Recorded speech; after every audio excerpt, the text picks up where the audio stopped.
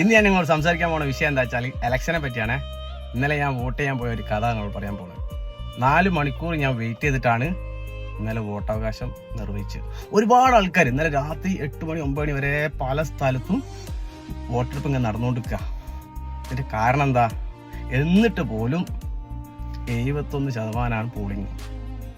ഞാൻ പറയുന്നത് എന്താ വെച്ചാൽ ഒരുപാട് ആൾക്കാർ അവിടെ വരുന്നുണ്ട്. ഞാൻ കണ്ടതാ, തിരിച്ചു പോവാണ് ആളെ കണ്ടിട്ട്. തിരക്ക് കാരണം എന്താ ചിന്തിക്കുന്നത്, എന്താ ഇങ്ങനെ തിരക്ക് പിടിച്ച് വെയിലും കൊണ്ട് എന്തിനാ വോട്ട് ചെയ്യുന്നതെന്നുള്ള മനസ്സിലാണ്. ഇതിനെന്താ മനസ്സിലാക്കേണ്ട കാര്യമുണ്ട്.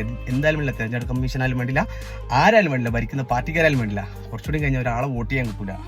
അതിനുള്ള സൗകര്യങ്ങൾ ഉണ്ടാവണം. ഞാൻ പോയ സ്ഥലത്ത് ആകെയുള്ളൊരു പോളിംഗ് മെഷീനുള്ളത്. ഇതുകൊണ്ടാണ് ആളുകൾക്ക് അത്രയും ക്യൂ നിൽക്കേണ്ടി വരുന്നത്. ഇതൊക്കെ പരിഹരിക്കണം. ഇതിനുള്ള എല്ലാ സംവിധാനം കണ്ടാലേ മുന്നോട്ട് ഇനി വോട്ടിന് ആളുണ്ടാവുള്ളൂ എന്ന് മനസ്സിലാക്കുക. ഞാൻ പറഞ്ഞ ശരിയല്ല എന്നുള്ളത് നിങ്ങൾ മനസ്സിലാക്കിയിട്ട് നിങ്ങൾ റിപ്ലൈ.